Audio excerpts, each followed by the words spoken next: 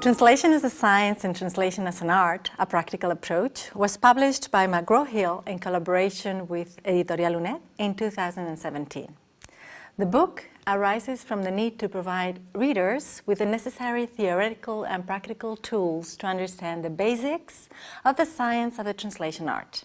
Because in fact, the aim here is to describe the nature of translation, both as a science and as an art, because I honestly think that translation needs to be understood in both directions if one wants to fully comprehend its nature.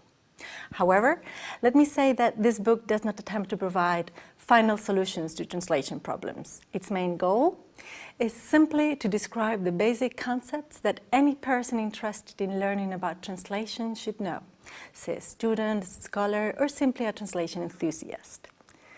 Throughout the pages of this monograph, once the various concepts are presented and exemplified through the English-Spanish language pair, translation tasks are constantly suggested to complement the knowledge acquired through the corresponding practice, something that is always a must within this field.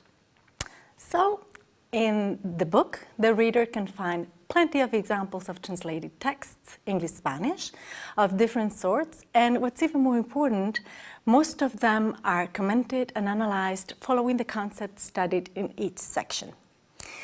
And let me close this short presentation with a final reflection that clearly defines the essence of translation as a science and translation as an art, a practical approach. The beauty of translation lies precisely in its flexibility that allows for the existence of multiple translated versions of the very same source text, all of which can be perfectly valid. There may never be a wrong translation solution as long as it is properly justified through the corresponding theory.